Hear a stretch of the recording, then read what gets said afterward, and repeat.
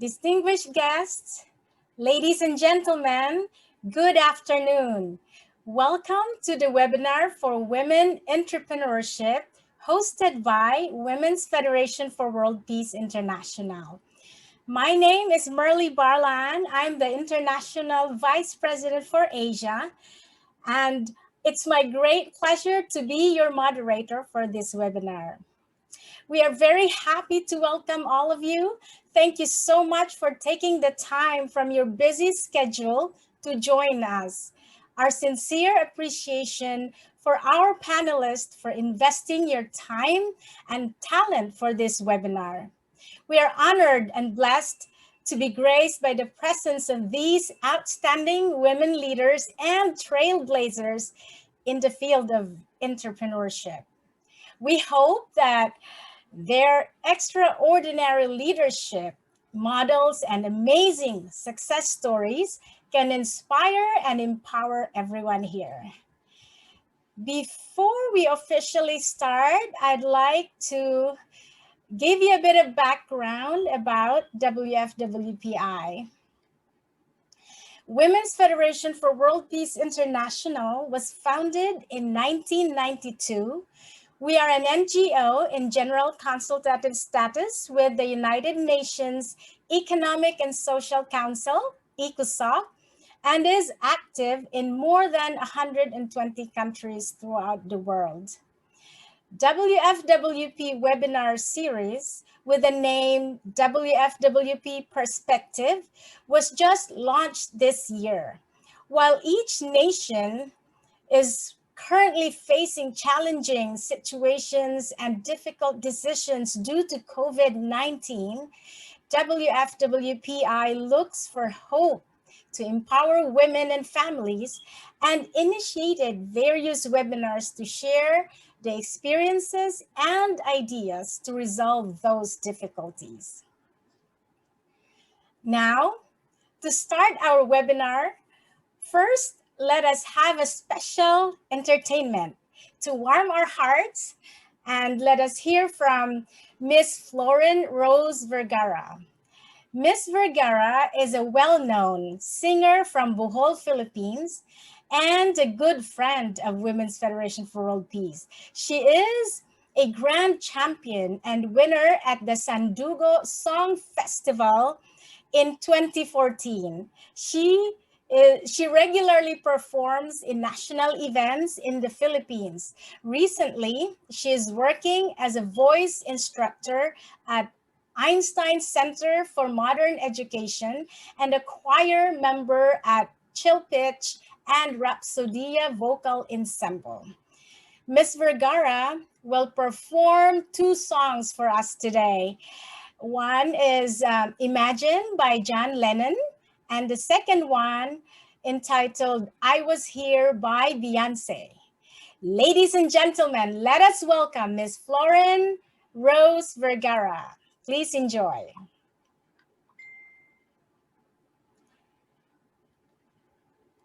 I wanna leave my footprints on the sand of time. No, there is something that I left behind. When I leave this world, I live no regrets. Leave something to remember, so they won't forget I was young.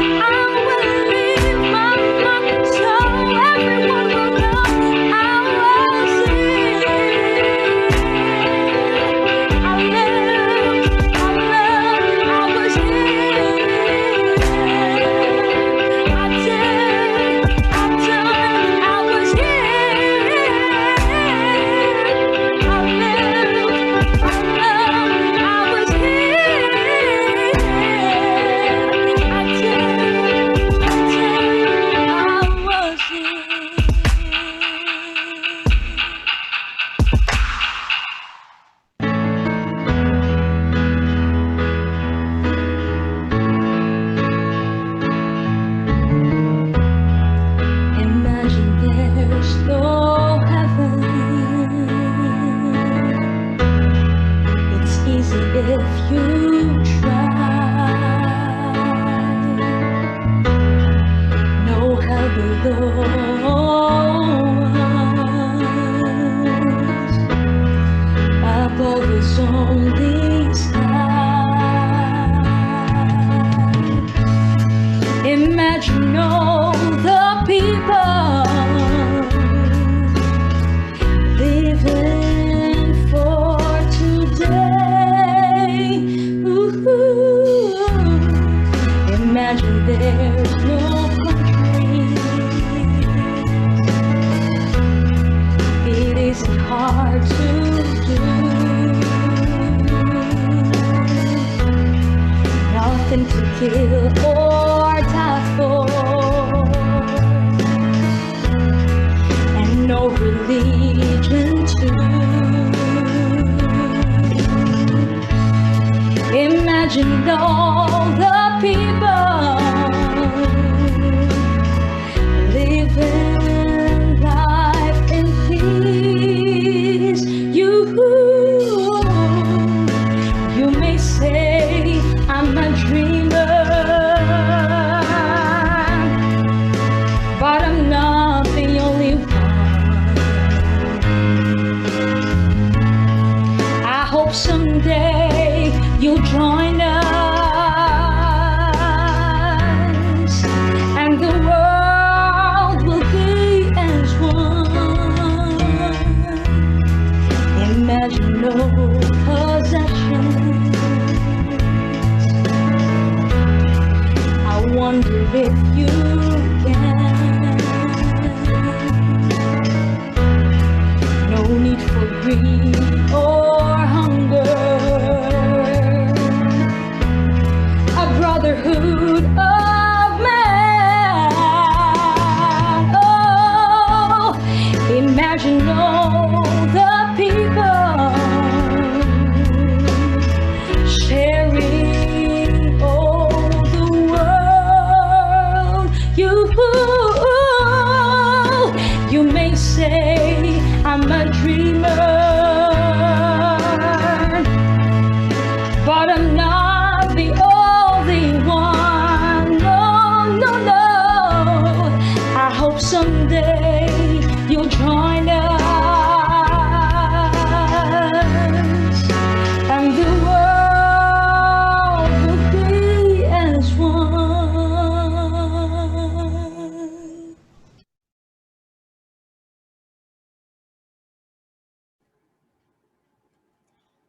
Wow, that was so beautiful. Thank you so much, Miss Florin, for that beautiful, powerful performance. Beautiful. At this time, we want to give our panelists an opportunity to share to us their ideas of leadership paradigms and success stories in the field of women entrepreneurship.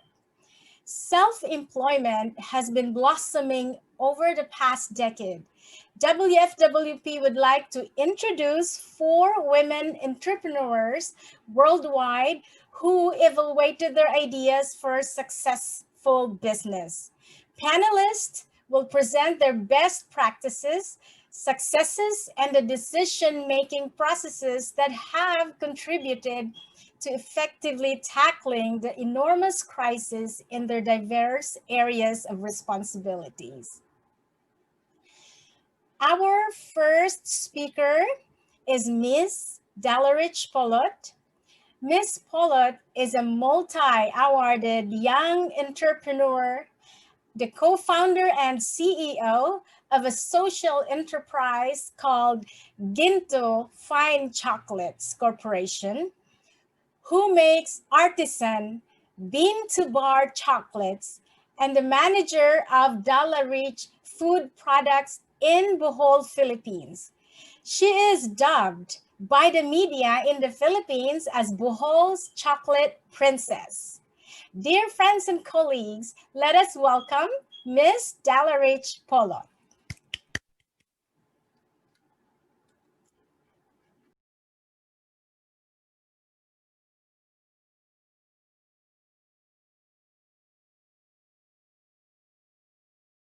I grew up making tablea. So since my lola started making tablea, we already sell the tablea to our neighborhood, making also with the dilis.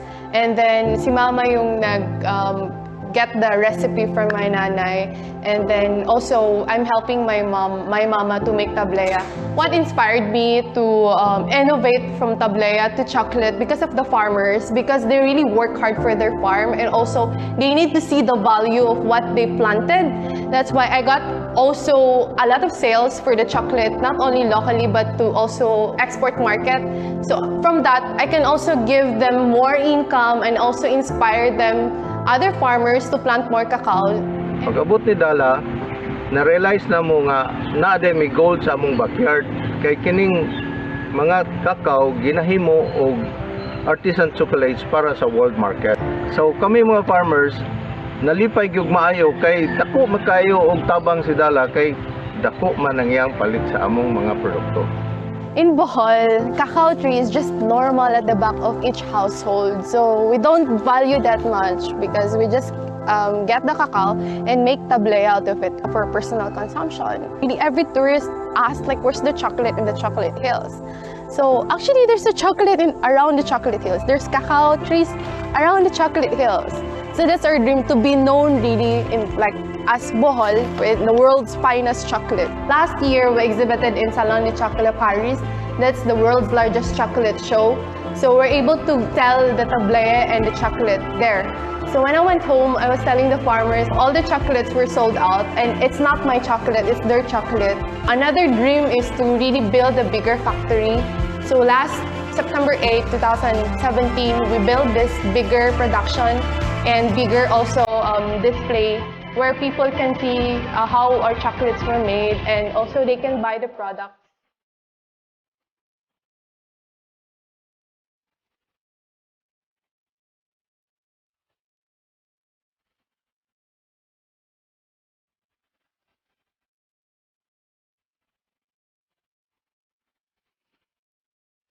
Our mission is to produce the highest quality chocolate so that Bohol will not only be known for chocolate hills, but also home of the world's finest chocolate.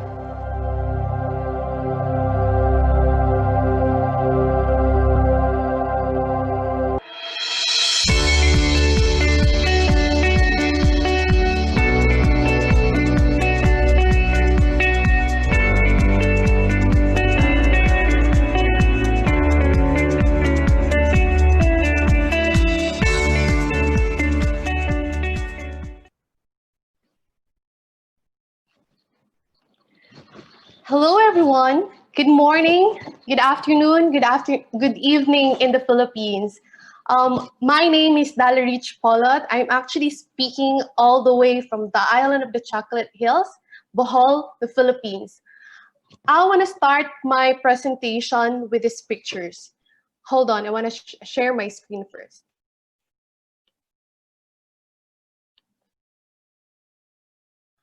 I want to show you different pictures of women. This woman is a farmer. This woman is actually a housekeeper. This woman is actually a nanny, and this one is a street sweeper. My question is, do you think these rural women can actually make an impact to her family and communities? Maybe one of you will say yes, maybe one of you will say no. But you know, as a young generation, I would really say yes, because actually, that's because of one person who inspired me so much. And that's why I am here today. It's actually my mom. My mom, I want to start with sharing their story, how we really started our business. My mom, who is just an ordinary woman here in the Philippines, she wasn't able to go to college, but she was able to raise and send us all to college, 7 of us, who started this very small business in the 3 kilos of cacao, and that's the picture of the tablea, which is unsweetened chocolate for drinking chocolate in the Philippines.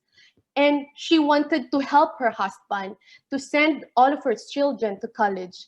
And because of that big family, 5 kilos of cacao, and she was able to send us all to college and She's a street sweeper before, and my dad is actually a tricycle driver. And the second generation were able to actually innovate of the products that we wanted to have. And this is the innovation. Actually, my dream is to really help people. But you know, helping people is actually, that's my dream when I was big. But I cannot do that because we're poor.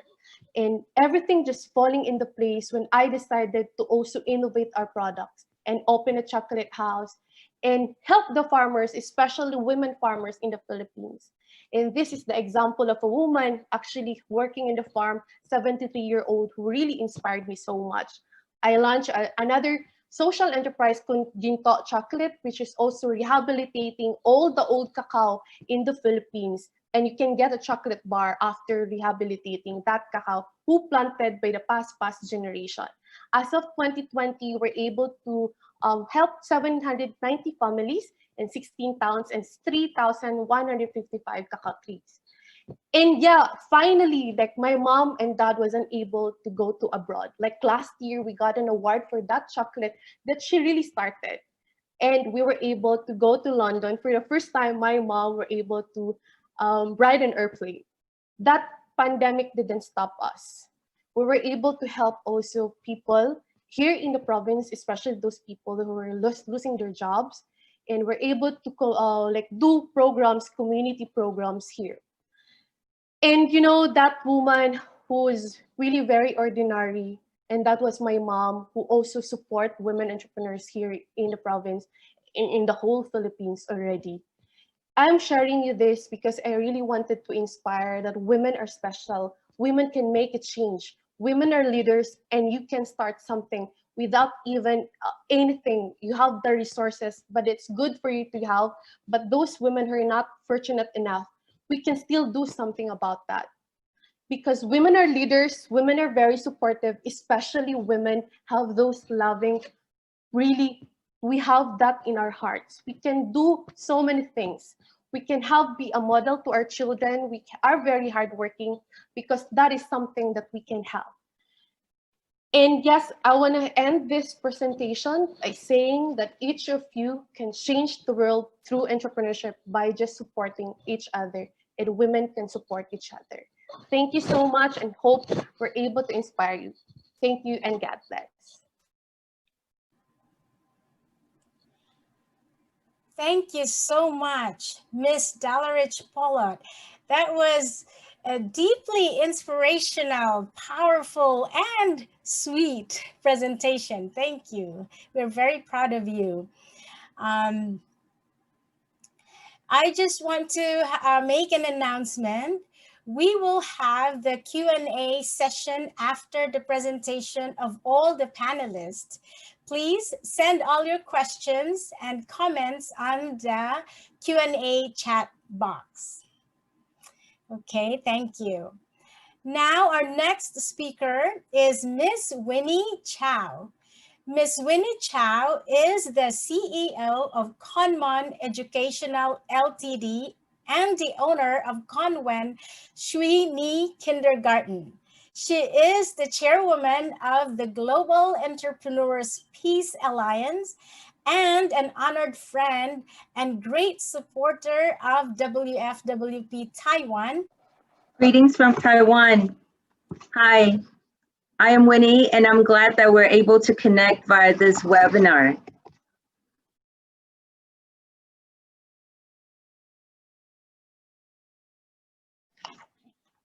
Our potential abilities are beyond our imaginations. However, it is our imaginations which often restrict our potential abilities. My roles and responsibilities. I'm the only child in the family, and I'm a mother of 5 kids. I'm a business owner, I'm a philanthropist, and an author. So I juggle many balls every day, and I ask myself, what is my role? And what are my values? What do I believe in? And what do I do? Why do I do what I do? In this presentation, I would like to focus on sharing what we have done during this pandemic period for our Kumon students in our centers in Taiwan. The Kumon method of learning was born from one father's love for his son in 1954. Reaching high-level materials through self-learning is the goal of the learning method. Kumon is an after-school enrichment program, and there are two core programs, namely Kumon Math and Kumon Language Program. And as of December 2019, there were over 4.3 million enrollments in 57 countries. My family has been the executive agent promoting Kumon method in Taiwan since 1978. I was the first Kumon student in Taiwan, and now I have become the second generation promoter and a very dedicated advocate for this proven learning program. During Chinese New Year, we found out that there's an outbreak of COVID-19, and we very immediately set up an emergency response team. And that team was responsible to collect and share information and news on the outbreak of the COVID-19. We contacted our vendors for supplies immediately. We create precaution measures which needed to be implemented. We confirm our communication channels with all our instructors, our staff, and parents to ensure good information flow and to make sure everyone understood why and how. We also identify strategies and action plans. From my personal experience, I understood how fearful one could be facing the unknown. I was pregnant with my first child, Sabrina, in 2003, when there was an outbreak of SARS. So I remembered I was so worried for the health of myself and my baby. So one could easily lose focus when faced with the unknown and threats. So the ultimate goal was to make sure students would continue their studies with Kumon. So our first and utmost priority was to calm the minds and calm the hearts of our employees and instructors. Before anyone could deliver the service or take actions, one has to feel and know that they are safe and protected. The next step was to make sure that all Kumon centers were clean and safe for students to go to. We reinforced strict enforcement of collecting all health declaration forms. We reduced the number of students in every class.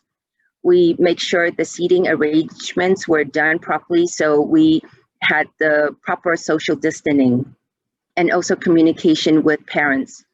We needed to make sure parents knew all these actions that we took and why we have those rules and regulations in place.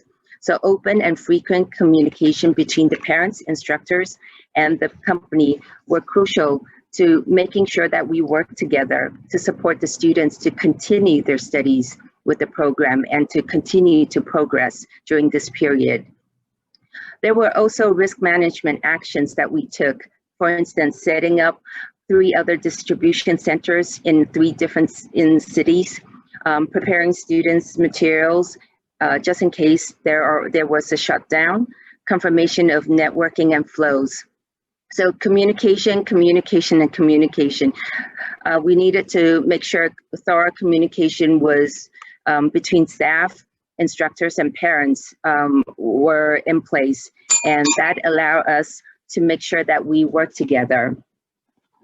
In the months of June and July, I visited 107 Kumon centers and spent time with each instructors. 95% of our instructors are female, and all instructors appreciated my visit. I was very touched with all their stories regarding how they see the changes in the students, how those students are still very dedicated studying through this period, and they are trying their best to help each child to make sure during this unsure period and everyone worrying about the pandemic, the situation, but not affecting their studies. So I'm actually very grateful to my coworkers and instructors that we are all working together and parents are following the rules. So caring about education, we should learn from each crisis. This pandemic has deepened and further strengthened my belief in family education and the value of personalized learning program. We need to make sure that students have secured solid foundations, develop good learning habits, and enabling them to apply self-learning abilities while studying beyond their own grade level. Children's learning cannot be delayed, and we must ensure that we pay attention to their well-being and their education. They are our future, and we need to make sure they are fostered to become self-learners, and through the learning journey, they are able to gain confidence, become persistent, and have enough endurance and perseverance to face any future challenges. We need to build on their solid foundation to develop good concentration span, positive learning attitude, and become self-motivatable. At Kumon, we support and guide them to develop the essential survival skills in order to thrive and contribute to the society and the world. We are family. We need to take care of each other and give each other our best support. I believe everyone has their own value in the society, and we should acknowledge our own strength and abilities. We need to identify our roles and be clear of what they are. When it is time for us to lead, do so with confidence. By giving other people hope, we are able to gather our resources and unite everyone. We're able to walk the path together and to work towards a brighter future. We do everything with the hope that our next generation will benefit from it. Invest in education. Education builds great nations and a peaceful world. Thank you for listening.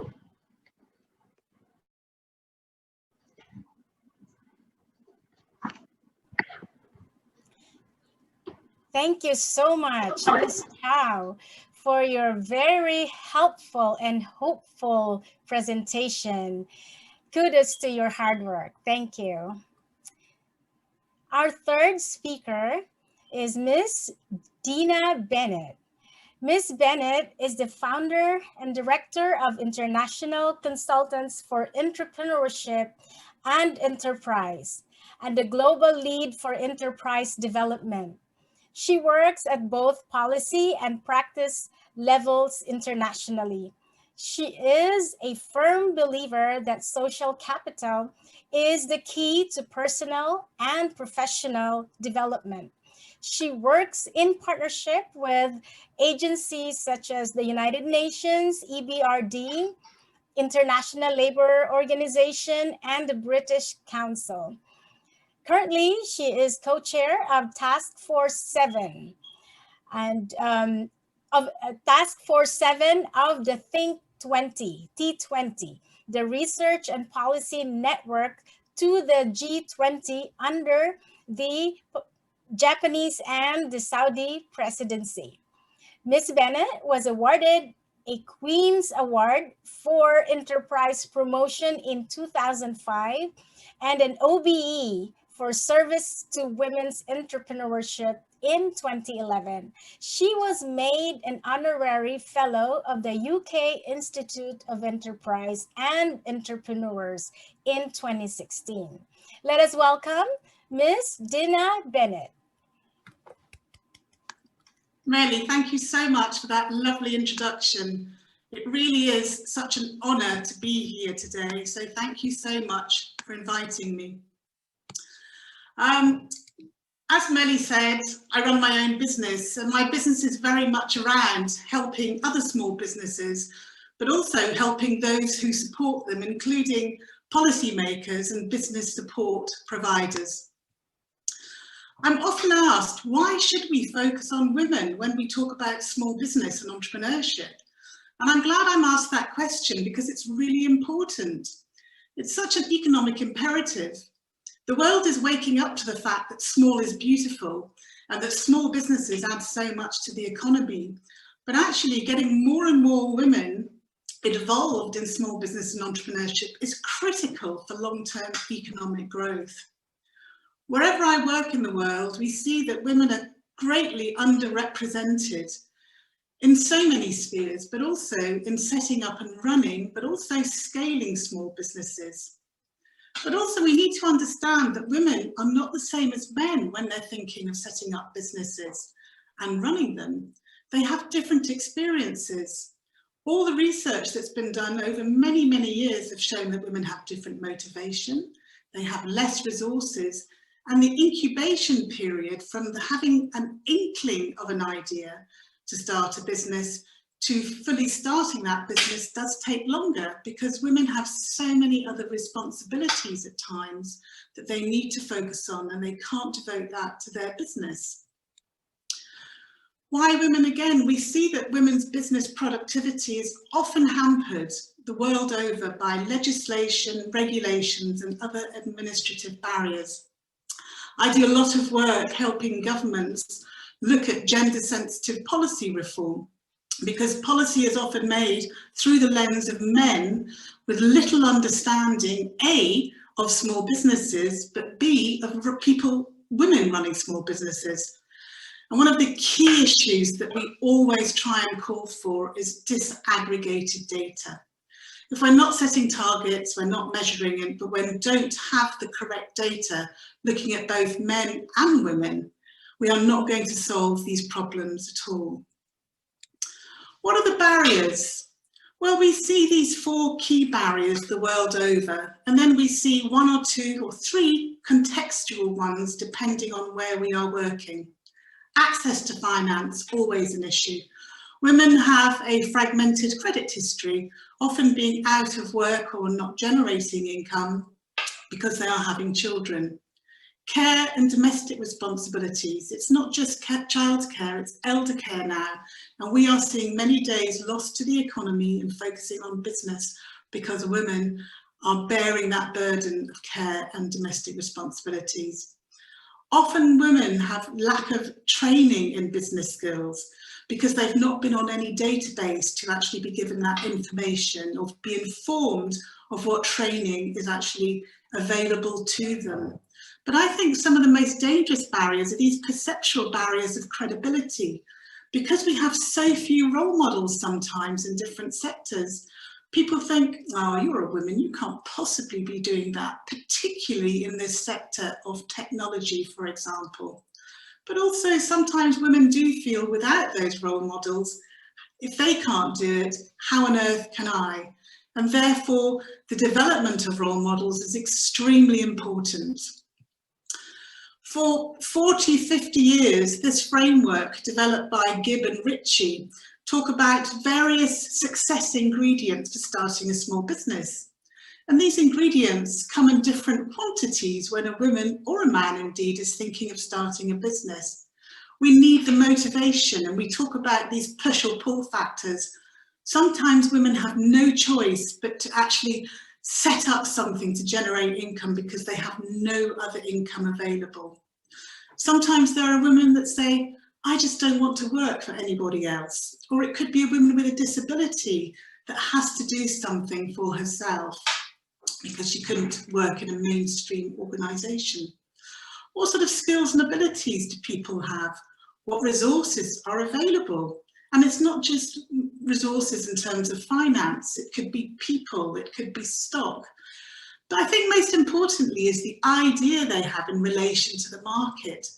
Who else is doing what they're doing? What is the competition doing? So 4 ingredients for success. We work with many, many women and men around the world to see what they have in order to start, because so much money can be lost if you actually start with the lack of these ingredients. I think it's really important when we talk about business support for women that we recognise that women are not a homogeneous group. This diagram I use quite a lot.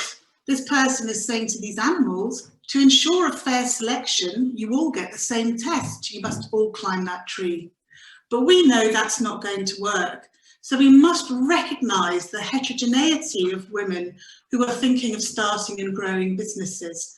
We have rural women, urban women, educated women, women that aren't educated and need to be taught in the vernacular, women with disabilities, women who have a whole host of different issues, women with children, women without children. So this has to be taken into account when we are developing policy, but also business support for women. We are not all the same. And we've already heard from 2 amazing women on this panel who are quite different, but doing quite amazing things. Finally, I'd like to share something with you. It's an award-winning example called Women into the Network that I set up in the UK over 20 years ago. It became the UK Best Practice Initiative for supporting women and helping them start and grow businesses, recognising this whole area of women being so different. So of course we ran a whole range of different events, but recognising that not all women felt comfortable in a 5-star hotel.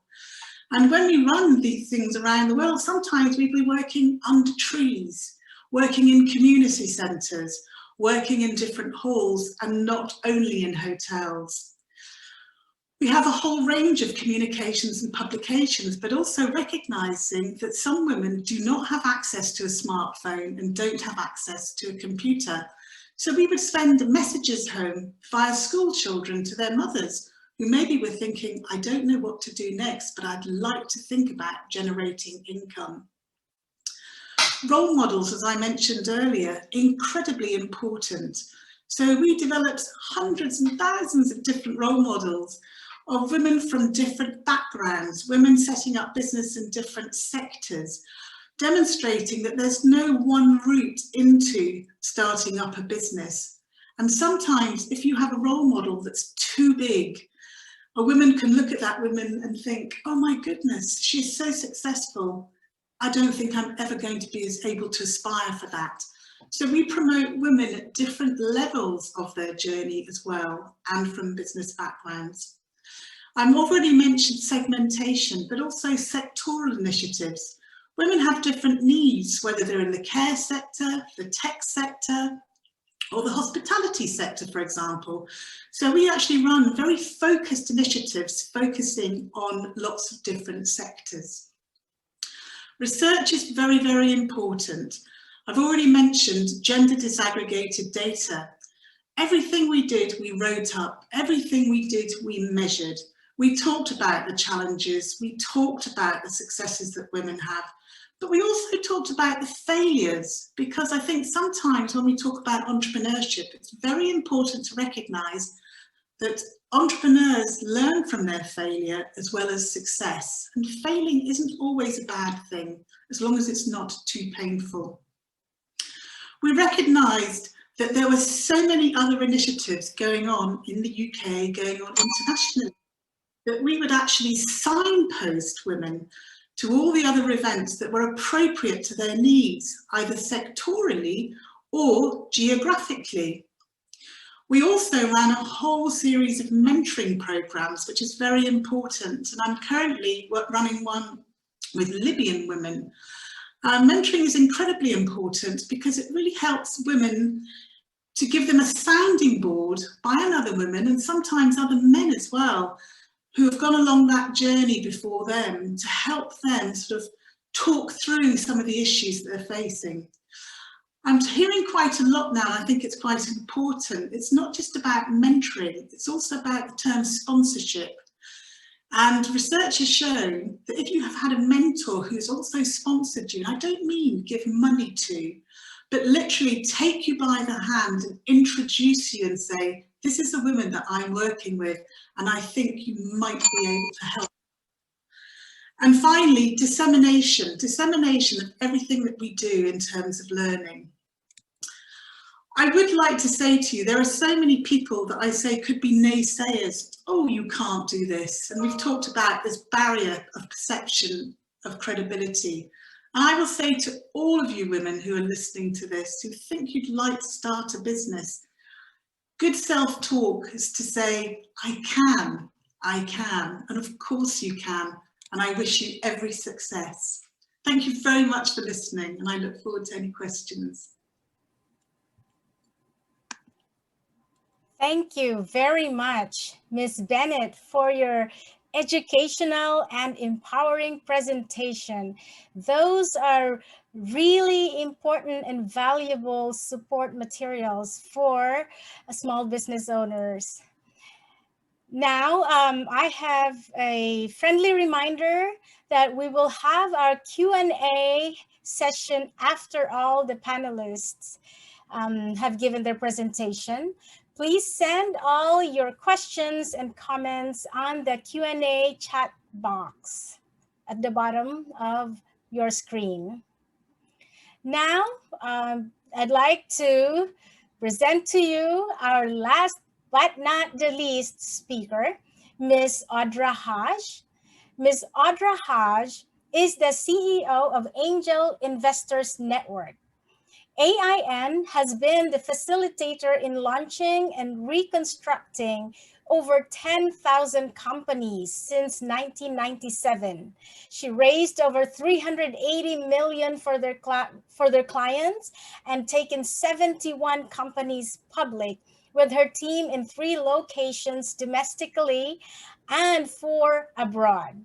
AIN builds better businesses for investors to invest in by utilizing systems, automation, and proven methodologies to launch, build, and scale companies. She is a sought-after speaker, leading economic change through systematization, technology for implementation, and accountability. Let us welcome Ms. Audra Haj. Wow. Good morning, good evening, good afternoon, depending on where you are in the world. For me, I'm in the United States, so it is, let's see, it is about 5:30 in the morning here. I am just honored, absolutely honored to be part of such an amazing panel. People who are just doing things beyond what most can imagine. But I truly can imagine this for each and every one of them. And what I like to do is say thank you very much to all of the panelists, or what I like to call boss babes. So what I would like to do is I would like to, before we go into entrepreneurship and the future of what all of us could be if we choose to be, I'd like to actually go back in time. I'd like to introduce you to a freckly, awkward, carrot top redhead. You know the one everybody made fun of? That's me. I don't know if you guys were that in school, but that was definitely me. On top of all of that, I also was the new kid in school all the time. The reason for that is I actually went to 32 foster homes by the time I was 10. And I very much struggled with this feeling of just being invisible. How many of you have felt that you were invisible? And maybe some of you are feeling that right now. And we have the opportunity to stand up and have our voices heard. But the reality is, in my situation, no matter how good I was, how perfect I was, they just didn't want me. It was just heartbreaking until I turned 18. And when I turned 18, my parents received a letter in the mail from the state asking, would Audra like to sue the state? Because it turned out that she was being used as a foster test. If the family was fantastic, I left and they got another child. If the family was terrible, thank goodness, I left and they were removed from the system. But imagine how I felt that every single time that I went into these homes, I was absolutely trying to be the perfect child. But I hope that there's a lesson that we can all learn from this. And that is, at times, no matter how right and no matter how perfect you are, there are circumstances that you're not aware of. Maybe some of you are dealing with that right now. So what I would like to do is I would like to share the fact that my past enabled me to choose who I am. Listen to that word, choose. Yes, no matter how awful my past was, it was a blessing. No matter what you've struggled with in the past, you have a choice. So who am I today? Well, I am the CEO of Angel Investors Network. I created my path of impact from my life experiences, which was to create legacies and businesses for others.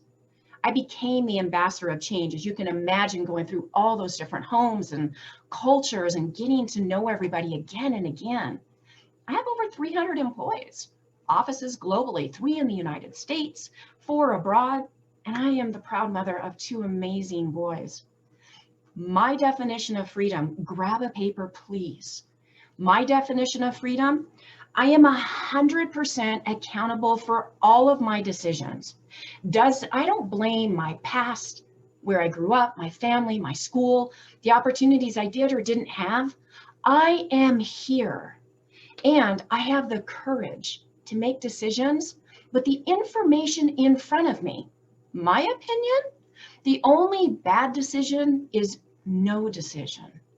So if the outcome wasn't as I expected, then I look at the new data and I make the next right decision based on that information. I have to ask you guys a question. Do you believe in energy? Come on. Okay. Think about it this way. Have you ever walked into a room and you didn't hear an argument, but you felt that there was something there?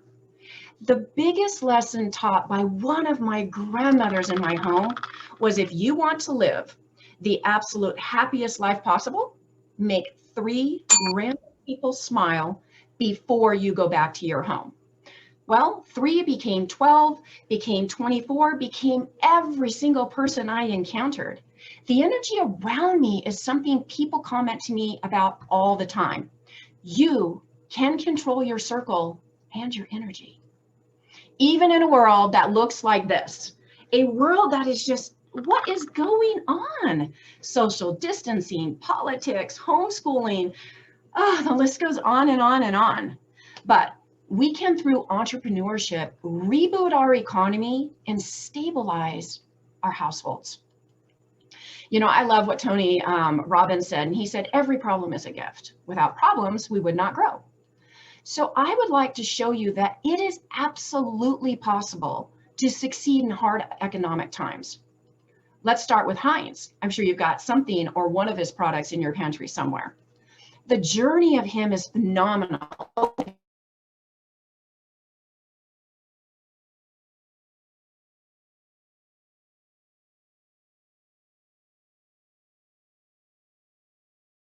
The competition, that came from the fact that people were creating products that look like his in the same glass bottles.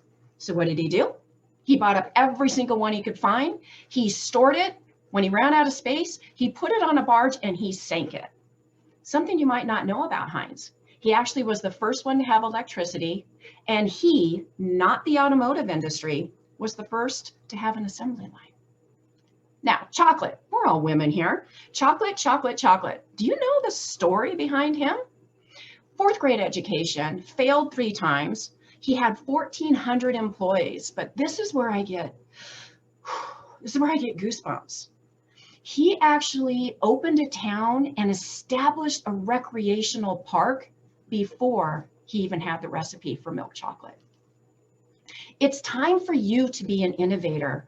I need you to understand that you might not have chose entrepreneurship. It chooses you. This is why many people around you will not understand your drive or your purpose.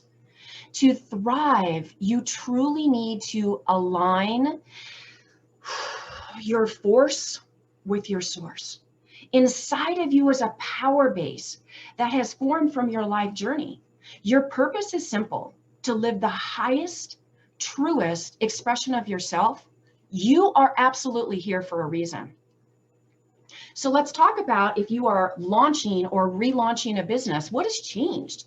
First of all, the consumer has changed. We went into this a very transactional society and consumer. We are emerging a heart-centric consumer. Service and product offerings have changed. You know, the virtual delivery of goods and services. Customers' expectations and experiences are way off the chart. Employee engagement is different. Greater understanding of technology, and we're relying on it more every day. Remote working, well, many of you are probably doing that right now. How is your business positioned, or how are you positioning to take advantage of this opportunity? Get your pen and paper out. Number 1, how are you embracing this new digital evolution? Re-message, starting with the pain your client has. No offense, they don't care about you or your company yet. They want to know you understand their pain. So talk about the pain, Show them how you have the solution, and their instinct's going to be like, wow, how do I get to know this person? How do they know me? Transform how you engage prospects, customers, employees. Develop a digital marketing solution and create new ways to serve your clients. Example, textile companies are creating masks. Restaurants are providing delivery. Now, here's what I'd like to tell all of you boss babes out there. We are wired for this. Come on, everybody knows, even the men in our lives know that we can multitask. So what you need to do is understand that you cannot catch all of the balls. Let go of relationships and patterns in your life that no longer serve you, or let you serve them with the integrity that you want to. Let go of unnecessarily guilt and anxiety, and surround yourself with those who see your true purpose and want to help. When they offer help, take it. It is not a weakness. It is the igniter of the force on a day when your flame might be flickering. Now, most importantly, automate and systemize the mundane tasks so your force can be interacting with the world.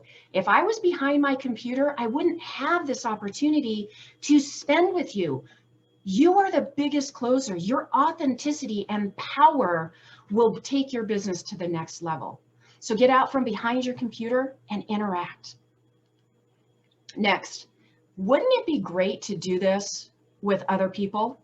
Easier together than alone. You know, imagine being able to interact with economists worldwide, entrepreneurs, C-suite, thought leaders, like-minded people that have a moral alignment. I had the opportunity to actually be part of this organization in November 11th, back in 2018. It was an experience that changed my life. And right when I thought it couldn't get any better, it did. I continue to realize that what it means to me, this organization, is it's my tribe. Hope, progress, evolution, impact, and just global alignment. Then I was able to actually go to Korea. And in 2020, this year, I got to launch the IAED, the International Association of Economic Development. Guys, I need you to hear me about this organization. Korea was life-changing for my husband and I. The freedom to speak values and business with like-minded individuals worldwide. Media, politics, religion, and business all in one conference.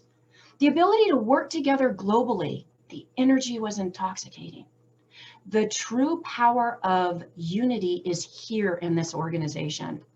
As a final thought, I would like to leave you with something. The best advice that I have ever heard a mother give a daughter. How many of you guys have seen My Big Fat Greek Wedding? Okay, my favorite scene, and as many of us have been told, the man is the head of the household. She goes on to tell her daughter that this is absolutely true, but remember this, the woman is the neck, and she can turn the head any way she wants to. Ladies, be the neck. Thank you very much. Wow. Thank you so much, Ms. Hodge. That was amazing. That's truly empowering and confidence boosting of your story of business and leadership. Actually, all those panelist presentations, those are essential tools we need as NGOs and in managing our livelihood projects. It's not just for business women, but for our livelihood projects. Thank you so much. Such valuable and inspirational ideas and strategies you have shared to us today.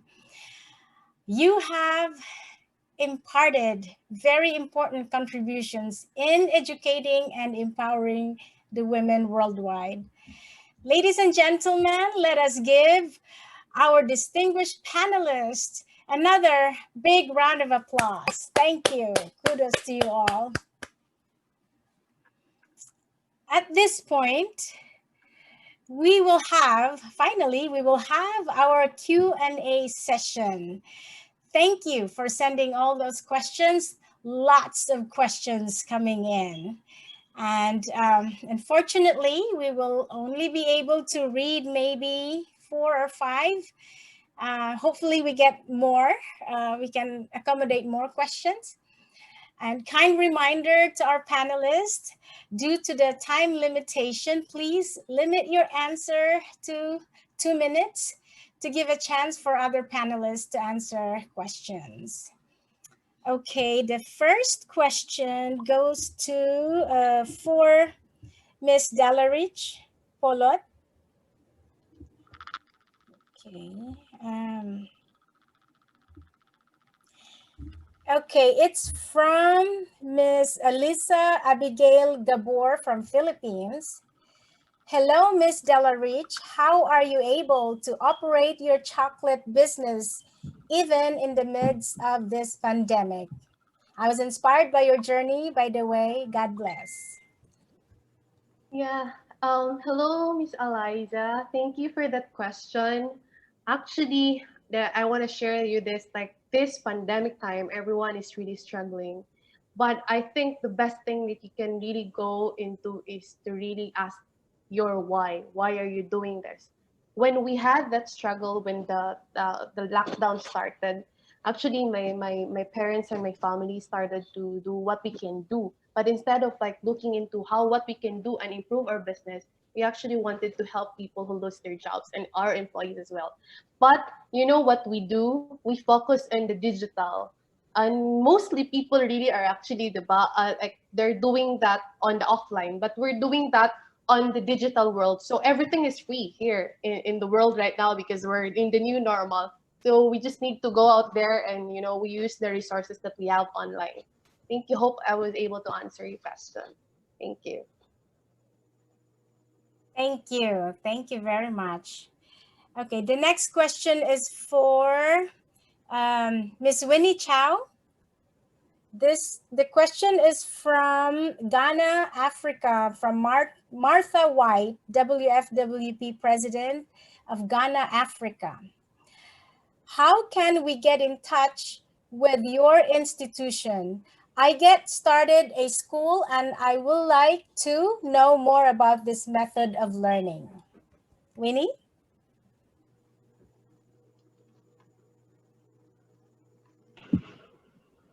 Okay, thank you for your question. If you can leave your contact information with the organizer, maybe I can get back to you.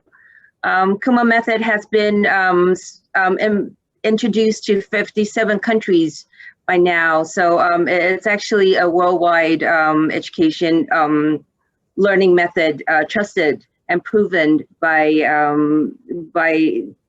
it's a proven method.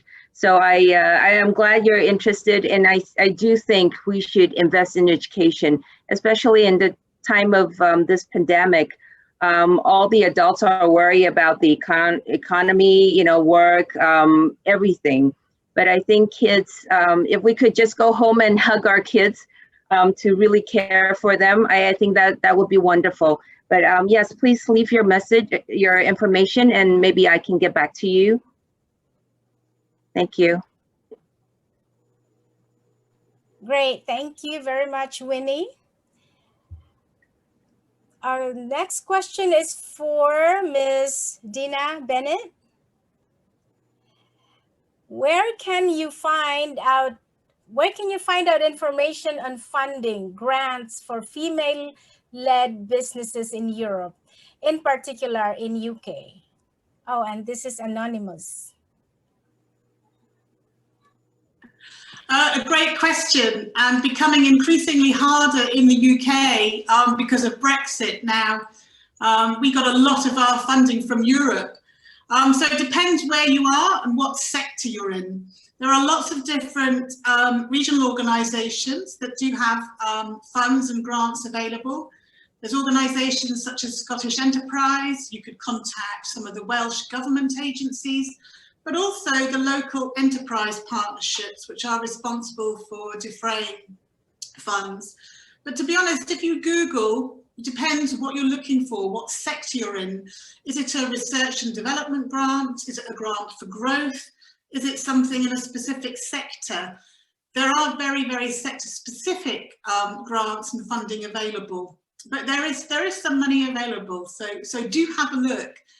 You could go on to www.smallbusiness.co.uk, and they have a host of different areas of information, and also the Women's Organisation. They're an amazing support organisation based in Liverpool that do a lot of great work, and they can also signpost you to funding. Thank you. Good luck. Thank you, Ms. Bennett. Okay, we actually have more questions, but this one is for Audra Hodge. Before I ask the question, I want to read this comment for you, Audra. Miss Audra Hodge, your energy makes one feels like jumping off the seat. Do you have a website? No, I do, absolutely. Be happy to share that after the event. Thank you so much. Okay, great. Okay, your question is, Miss Audra, I am very inspired by your sharing and having positive energy and letting go of guilt and fear. Sometimes the environment and people become so negative and it's just so difficult to become positive. How would you suggest to boost energy levels? Anonymous. So great question, by the way. The way to truly boost your energy level is, first of all, create your own energy. You need to go ahead and really resonate and find that power base within you. The best way to fight against everything that's happening outside in the world is through authenticity. It's through truly understanding who you are, your mission, your value, and your purpose. Nothing out there can take that away. You know what? I would challenge you to be a little bit selfish in this very moment. And that is, don't give up your control. Hold it so tight and so firm in everything you breathe, you see, you feel, the words that come out of your mouth. More importantly, what goes into your mind, what you're looking at, what you're hearing. Do not give that power away. It is yours and you are divine. Thank you, Audra.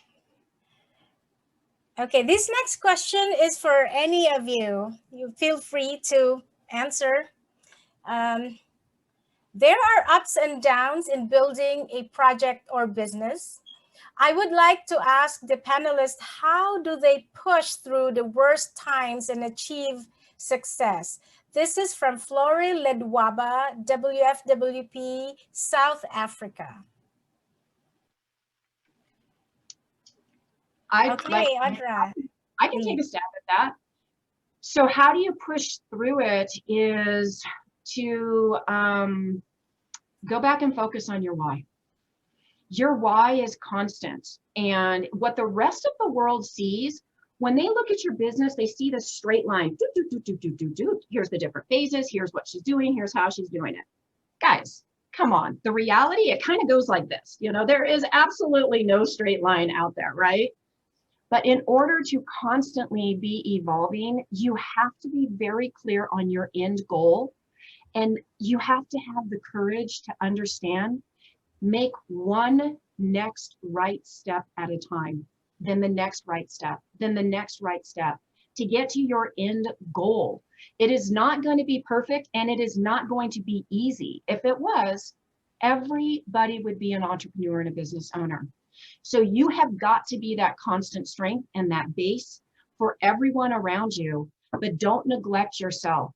One of the things that I love to do is I have something called my domestic days, as crazy as that sounds.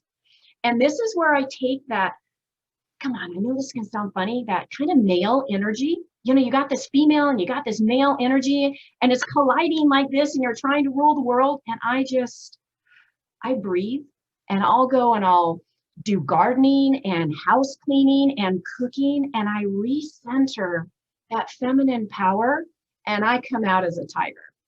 Those are some of the ways I handle that. Great, thank you, Audra. We have one. Okay, please go ahead, Ms. Bennett. Just building on what Andra says, we do a lot of work around sticking to your vision, which is exactly following on from that. But remember that you're not on your own. And I believe in the strength of social capital. Tell people what the issue is, share, because A problem shared is a problem halved, but you don't know who else in your network might be able to help you to achieve that vision or get over that hurdle. Absolutely. Thank you. One more question for Ms. Bennett.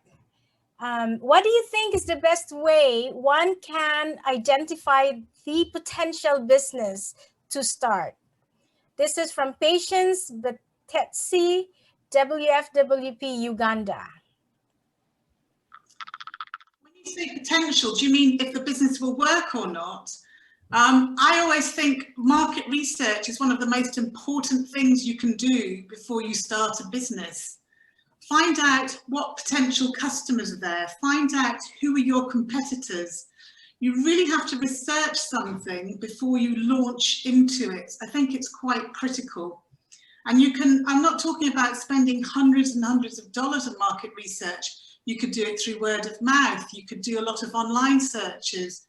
But I think it's critical because I find a lot of people will spend a lot of time on marketing, developing a logo and all these fancy things. But if you haven't got a customer that's going to buy your product, you haven't got a viable business. So, and customers are only going to buy something that they need. So what are the needs that you are satisfying out there in the marketplace? Thank you. Thank you, Ms. Bennett, for that extensive, very informative answer. I'm not sure if maybe we have room for one more question. This one is for Ms. Winnie Chow. Ms. Chow, you are a very successful women entrepreneur. How could you take care of both your family of five children and business? From Lin Shu Hui. Oh, okay.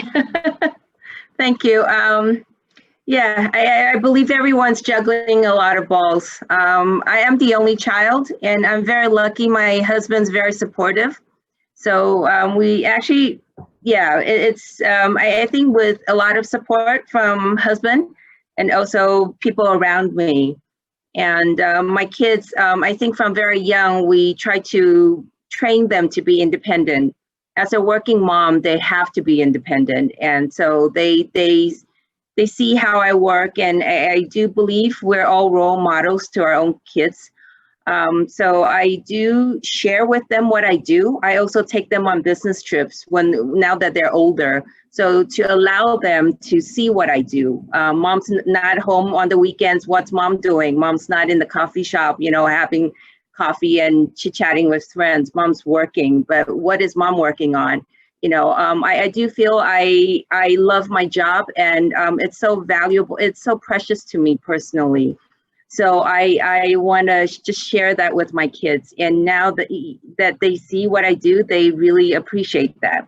So my eldest child, my daughter, she's going to college soon, and she's going to do education. So it's just really heartwarming to see that our kids actually grew up and they actually appreciate what we do, and they're willing to also follow that path, but be themselves.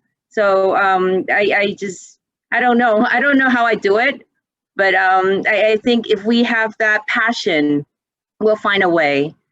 And with that passion, we're gonna just share with everyone around us. And yeah, everyone will help, and kids will grow up to appreciate what we do for them, and they will also try to reciprocate, to follow that suit.